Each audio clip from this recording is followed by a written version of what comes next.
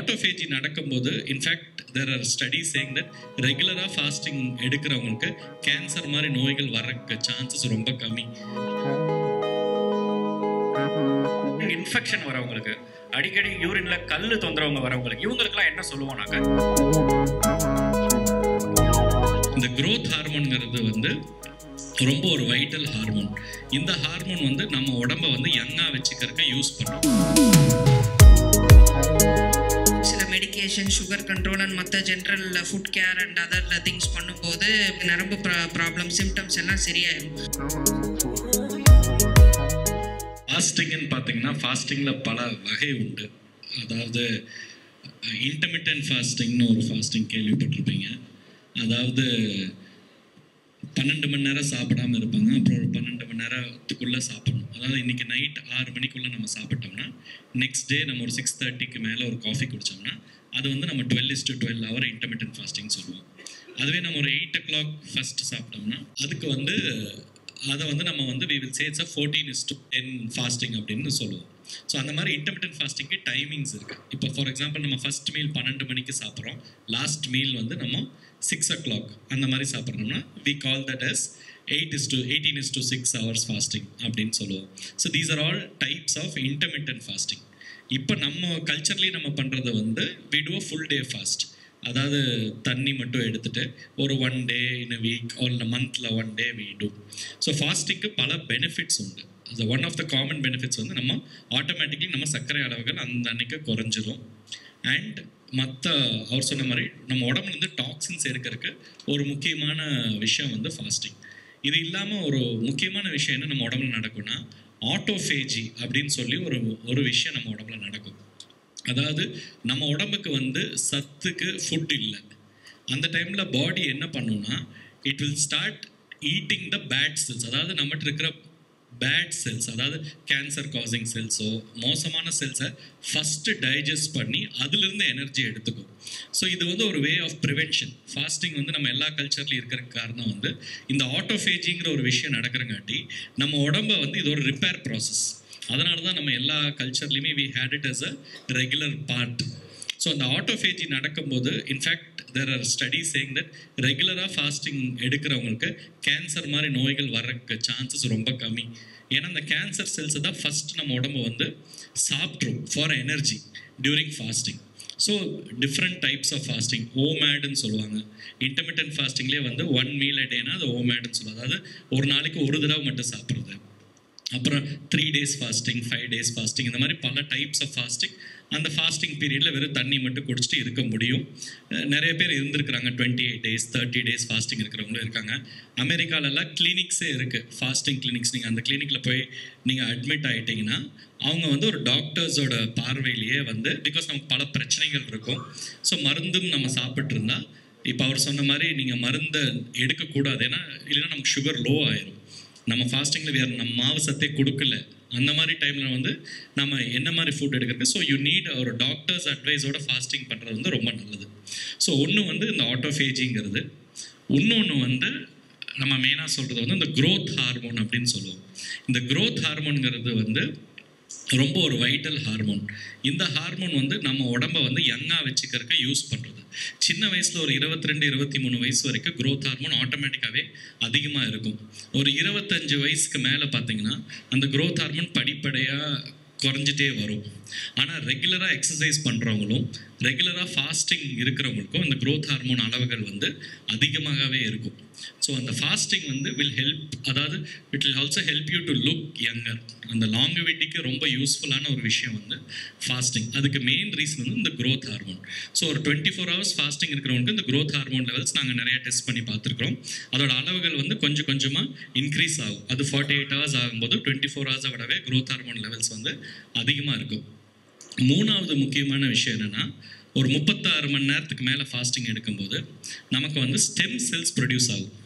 இந்த ஸ்டெம் செல்ஸுங்கிறது என்னென்னா, அதாவது அந்த பேசிக் செல், அந்த செல் வந்து என்ன செல்லாக வேணால் மாறலாம்.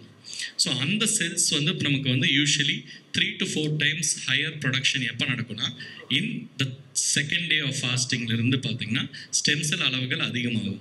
ஸோ இப்போ நமக்கு ஒரு ப்ராப்ளம் இருக்குது, ஒரு நீ பெயின் ரொம்ப நாளாக இருக்குன்னா அந்த ஸ்டெம் செல்ஸ் போய் அந்த இடத்துல உட்காந்து அது அந்த இடத்துக்கு தேவையான செல்லாக மாறிடும். ஸோ அதனால் ஃபாஸ்டிங்க்கு மல்டிபிள் பெனிஃபிட்ஸ் இருக்குது. காமனாக பார்த்தீங்கன்னா இந்த 3 பெனிஃபிட்ஸ் தான் நான் சொல்லுவேன். ஒன்று ஆட்டோஃபேஜி, நம்ம உடம்புக்கு தேவையில்லாத செல்ஸை ஆட்டோமேட்டிக்கலாக நம்ம பாடியே வந்து அதை டிஸ்ட்ராய் பண்ணுறது. ரெண்டாவது உங்கள் க்ரோத் ஹார்மோன் லெவல்ஸ் இன்க்ரீஸ் ஆகும், you look much younger, you feel much better. And third வந்து உங்கள் ஸ்டெம் செல் ப்ரொடக்ஷன்ஸ் வந்து இன்க்ரீஸ் ஆகும். ஸோ இது 3மே வந்து ரொம்ப வைட்டல் விஷயங்கள். So that is why I feel எல்லா ரிலிஜன்லையும் பார்த்தீங்கன்னா fasting was always a part of it. There is no religion which does not have fasting. So fasting's benefits வந்து is definitely good. And உங்களோட டாக்டரை கேட்டுட்டு பண்ணணும். ஏன்னா எல்லாருமே பல மருந்துகள் நம்ம சாப்பிட்ருப்போம். ஸோ அந்த மருந்துகள் வந்து நம்மளை பாதிக்கக்கூடாது. முக்கால்வாசி மருந்துகள் வந்து நம்ம நார்மலாக சாப்பிட்றது டைமுக்காக கொடுத்துருப்பாங்க. ஸோ அதனால் நம்ம ஒரு மருத்துவரின் ஆலோசனைப்படி ஃபாஸ்டிங் பண்ணுறது வந்து இஸ் ஆல்வேஸ் அட்வைசபிள். சார், ஒரு நாளைக்கு நம்ம எவ்வளவு தண்ணி குடிக்கணும்? How important is drinking water? தண்ணி கம்மியாக குடிக்கிறதுனால யூரின் இன்ஃபெக்ஷன் வருது. Urine infection again causes various issues. எப்படி நம்ம எவ்வளோ தண்ணி குடிக்கணும், எப்போ குடிக்கணும், அது வந்து எப்படி நம்ம ஹெல்த்தியாக இருக்க முடியும்? அதனால இது வந்து again very very pertinent question. Thank you Charan. So இந்த தண்ணி எவ்வளோ எடுத்துக்கலாம்? இப்போ கிட்னி டிசீஸ் இருக்கவங்கன்றதை விட்டுருங்க. கிட்னி டிசீஸ் இருக்கவங்கன்ற பேசிஸில் பேசல, ஜென்ரலாக பேசுகிறேன். ஸோ ஜென்ரலாக வந்துட்டு உடம்புக்கு தண்ணி அளவு வந்து ரொம்ப ரொம்ப இம்பார்ட்டன்ட். நான் எப்போ இந்த இனிஷியல் ஃபஸ்ட் கொஸ்டினுக்கே பிளட் ப்ரெஷர் எப்படி கண்ட்ரோல் பண்ணுறது, உப்பு கம்மியாக எடுத்துக்கிறோமோ அது மாதிரி எந்த அளவுக்கு தண்ணி நிறையா குடிக்கிறீங்களோ அந்த அளவுக்கு நல்லது பிளட் ப்ரெஷர் லோவர் பண்ணுறதுக்கு. So that is why minimum general recommendation. இப்போ வந்து ஒரே ரெக்கமெண்டேஷன் எல்லாருக்கும் ஃபிட் ஆகணும் அப்படின்றதே கான்செப்டே கிடையாது. பட் பொதுவாக அதர்வைஸ் ஹெல்த்தியாக இருக்கீங்கன்னா குறைஞ்சது நம்மளுடைய டெம்பரேச்சர் இந்த பார்ட் ஆஃப் த வேர்ல்டில் நமக்கு இருக்கிற இந்த ட்ராபிக்கல் கிளைமேட்டில் குறைஞ்சது 3-4 லிட்டர் வரை தண்ணி அவசியம் குடிக்கணும். This is first thing. ரெண்டாவது, ஸ்பெசிஃபிக்காக இப்போ கிட்னி டிசீஸ் வந்துருச்சு அப்படின்னாக்கா தென் த என்டையர் சினாரியோ வந்து மாறுது. அப்போ அட்வைஸ் வந்து ஒவ்வொரு ஸ்டேஜ் ஆஃப் த டிசீஸை பொறுத்து தண்ணி எவ்வளோ குடிக்கணும், நிறையா குடிக்கணுமா கம்மியாக குடிக்கணுமா அப்படிங்கிறத சொல்லுவோம். அதே மாதிரி எந்த மாதிரியான கிட்னி பாதிப்பு இருக்குது அப்படிங்கிறத பொறுத்தும் தண்ணி எவ்வளோ குடிப்போம் குடிக்க மாட்டோம் அப்படின்றத சொல்லுவோம். சார் டிப்பிக்கலி கேட்ட மாதிரி அடிக்கடி யூரின் இன்ஃபெக்ஷன் வரவங்களுக்கு, அடிக்கடி யூரினில் கல் தொந்தரவங்க வரவங்களுக்கு, இவங்களுக்குலாம் என்ன சொல்லுவோம்னாக்கா தண்ணி நிறையா குடிக்க சொல்லுவோம். So they have to take lots of water, plenty of water, ஒரு 3 to 4 liters per day குடிக்கணும். பீரியாடிக்காக எஸ்பெஷலி யூரினரி ட்ராக்ட் இன்ஃபெக்ஷன்லாம் ப்ரிவென்ட் பண்ணுறதுக்கு யூரின் வர சென்சேஷன் இல்லைனாலும் 2 மணி நேரத்துக்கு ஒரு தடவை இல்லை ஒரு 3 மணி நேரத்துக்கு ஒரு தடவை அவங்களாவே பிளாடரை எம்டி பண்ண சொல்லுவோம், யூரின் போயிட சொல்லுவோம், ஜென்டல் ஹைஜீன் மெயின்டைன் பண்ண சொல்லுவோம். This is one way of preventing urinary tract infections. அந்த அதர் எண்ட் ஆஃப் ஸ்பெக்ட்ரம் கொஞ்சம் கிட்னி டிசீஸ் வந்துருச்சு, கொஞ்சம் அட்வான்ஸ் ஆகிட்டே போகுதுனாக்க அகெயின் உங்களுடைய பாடிக்கு ஏற்றாப்புல ஒவ்வொருத்தருக்கும் ஸ்பெசிஃபிக்காக இவ்வளோ தண்ணி குடிங்க அப்படிங்கிறத சொல்லுவோம். For example end stage of kidney டிசீஸ்க்கே போயிட்டாங்க, 5வது ஸ்டேஜுக்கே போயிட்டாங்கன்னா ஒரு நாளைக்கு 800 ml 1000 ml மேலே தண்ணி ஆதாரம் எல்லாம் சேர்த்தே அந்த 1000 ml மேலேன்ற லெவலில் கட் ஆஃபை கிராஸ் ஆகாதீங்கன்னு சொல்லுவோம். ஸோ இங்கே வந்து there is no one size fits all, எல்லாருக்கும் இது காமன் அப்படின்னு எடுத்துக்க முடியாது. ஸோ கிட்னி பாதிப்பெல்லாம் இல்லை, அதர்வைஸ் ஹெல்த்தியாக இருக்கீங்க, டயபெட்டிக் பேஷண்ட்டாக இருக்கீங்க, ஹைப்பர்டென்சிவாக இருக்கீங்கன்னா தண்ணியில் எந்த ரெஸ்ட்ரிக்ஷனுமே கிடையாது. உங்களுக்கு தேவையான தாகம் இருக்கிற அளவுக்கு, ஏன்னா நம்ம என்ன மாதிரியான வேலைக்கெல்லாம் போகிறன்றதை பொறுத்து நமக்கு எவ்வளோ தாகம் இருக்கும் அப்படிங்கிறது இருக்கும். ஸோ ஒரு நல்ல மேனுவல் லேபர், நிறையா எக்ஸசைஸ் பண்ணக்கூடிய ஒர்க்கில் இருக்கவங்கன்னா ஆப்வியஸ்லி நிறையா இந்த ஹையர் எண்ட் ஒரு 4 liters வரை கூட தேவைப்படலாம். சாதாரணமாக வீட்டில் தான் இருக்கேன், எனக்கு ரொம்ப வேலைகள் இல்லை அப்படிங்கிறவங்களுக்கு குறைஞ்சது 2 to 3 லிட்டர் தண்ணி. இது வந்து நார்மல் ஹெல்தி பீப்புளுக்கு. பட் கிட்னி டிசீஸ் அந்த மாதிரி வந்ததுக்கப்புறம் உங்களுடைய ப்ராப்ளம் என்ன, எதனால் வந்திருக்கு, என்ன ஸ்டேஜில் இருக்கீங்க இப்படின்றத பொறுத்து உங்களுடைய ஃபிசிஷியன் என்ன அட்வைஸ் பண்ணுறாரோ அந்த அமௌண்ட் ஆஃப் வாட்டரை எடுத்துக்கணும். That will be the answer. Astrology doctor நல்லா எக்ஸ்பிளைன் பண்ணாங்க.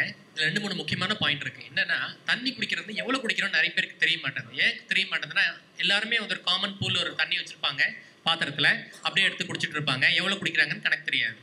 ஸோ எப்படி கணக்கிட முடியும்? இது மாதிரி ஒரு கேள்வி இருக்குது. நான் எவ்வளோ தான் தண்ணி குடித்தேன் நம்மளுக்கு தெரிய மாட்டேன். ஆக்சுவலாக எவ்வளோ தண்ணி குடிச்சுன்னு தெரியாத போது நம்ம அளவிட முடியாது. ஒரு அப்ராக்சிமேட்டாக தான் நம்மளால சொல்ல முடியாது, கரெக்டாக துல்லியமாக சொல்ல முடியாது. பெரும்பாலும் நாங்கள் என்ன சொல்லுவோம் அப்படின்னாக்கா, காலையில் 6 மணிக்கு எழுந்துக்கிறீங்க அப்படின்னாக்கா ஒரு பாத்திரத்தில் உங்கள் வேல்யூ என்னவோ அந்த தண்ணி ஊற்றி வச்சிடணும்.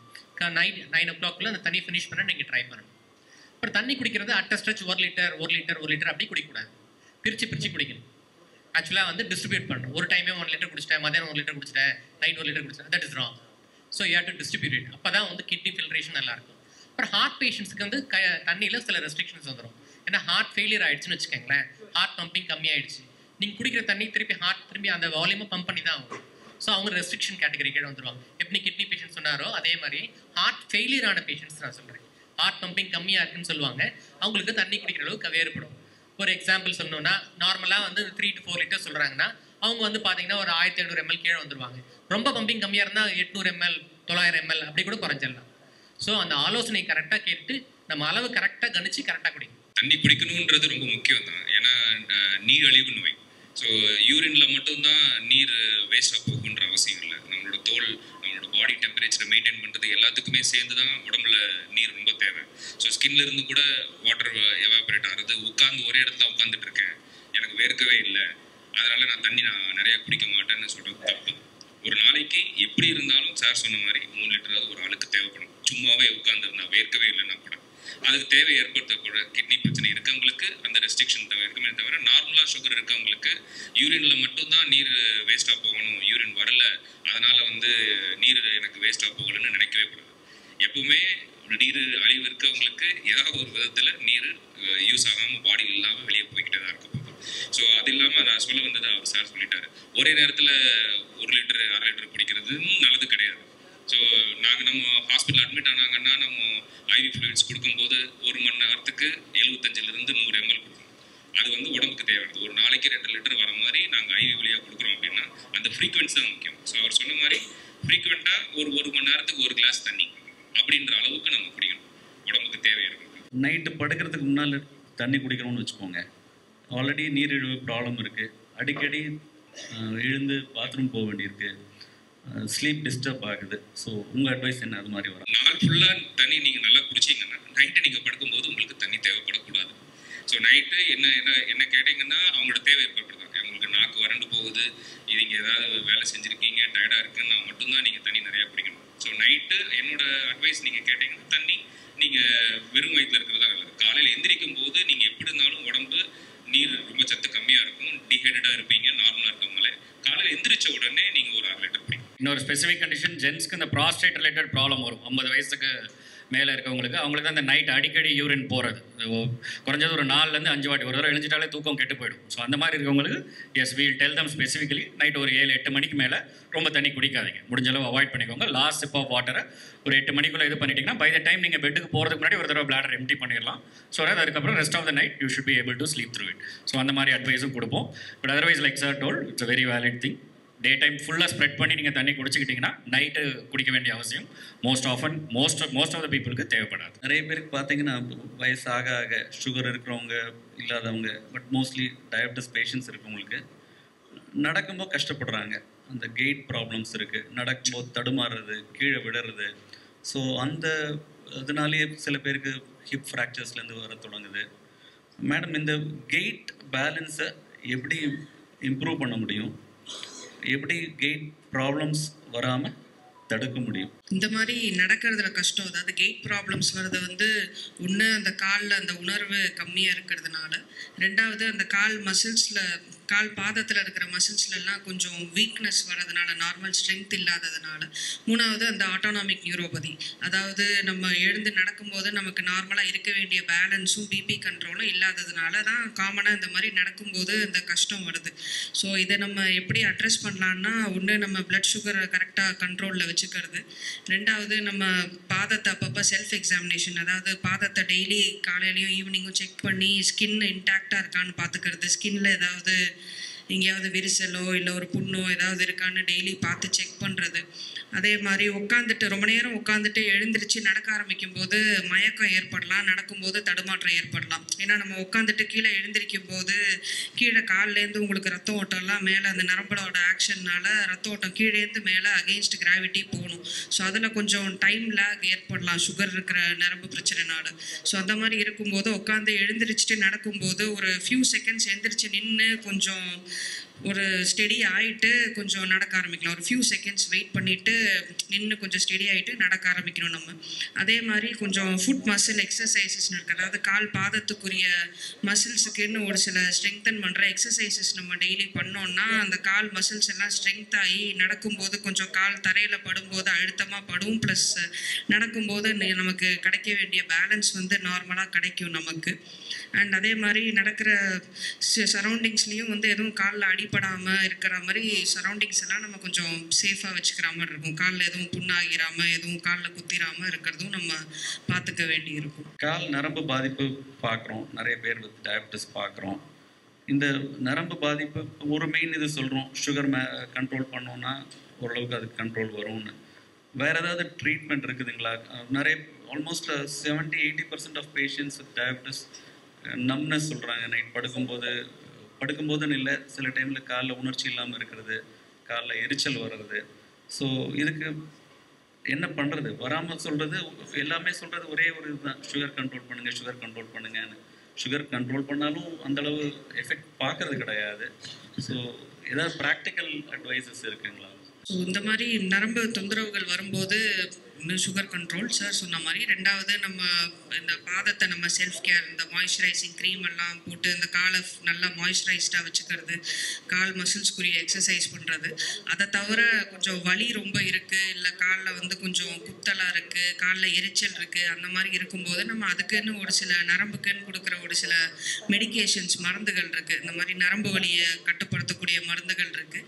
அதே மாதிரி நம்னஸ் இருக்குது, அதாவது கால் மரத்து போகும்போது அதுக்குன்னு கொடுக்குற ஒரு சில நரம்புக்கு ஸ்ட்ரென்த் கொடுக்கக்கூடிய ஒரு சில நர்வ் ஸ்ட்ரென்த் இன்ஜெக்ஷன்ஸ் இருக்குது. ஒரு சில தெரப்பீஸ் லைக் அந்த நர்வ் ஸ்டிமுலேஷன் தெரப்பீஸ் இருக்குது.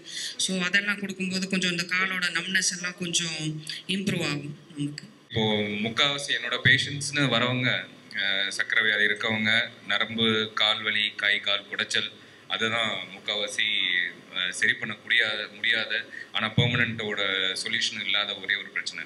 ஸோ ஒரு தடவை நரம்பு பாதிச்சிச்சுன்னா அந்த நரம்பு மறுபடியும் சரியாகுமா? சுகரை நான் கண்ட்ரோல் பண்ணிட்டேன், ஏன் இன்னும் எனக்கு வலி போகலை, அந்த பெர்மனண்ட் டேமேஜ் சரி ஆகுமா அப்படின்ற கேள்வி நிறைய பேருக்கு இருக்குது. அதுக்கு உங்களோட பதில் ஏதாவது சொல்லுங்கள். நியூரோபதி இருக்குது நரம்பு டெஸ்ட்டில், ப்ளஸ் சிம்டம்ஸும் அந்த மாதிரி இருக்கும்போது ஒரு சில மெடிக்கேஷன், சுகர் கண்ட்ரோல் அண்ட் மற்ற general food care and other things பண்ணும்போது மோஸ்ட் ஆஃப் த டைம்ஸ் வந்து அதுலேயே வந்து நமக்கு நரம்பு ப்ராப்ளம் சிம்டம்ஸ் எல்லாம் சரியாயிடும். ஒரு சில டைம் வந்து ரொம்ப சிவியராக வந்து நியூரோபதி இருக்கும்போது அதுக்கு அடுத்த லெவலாக வேறு சில டெஸ்ட்டுகள், வேறு சில ட்ரிப்ஸ் மூலமாக போடுற ஒரு சில மெடிக்கேஷன்ஸ் ஒரு பர்டிகுலர் செட் ஆஃப் பீப்புளுக்கு தேவைப்படலாம். இந்த மாதிரி இருக்கும்போது நடக்கிறதுக்கே பயப்படுற அளவுக்கு நீங்கள் சாஃப்ட்னஸ் ஃபீல் பண்ணுறீங்கன்னா that also can be a part of neuropathy sir. So ideal thing வந்து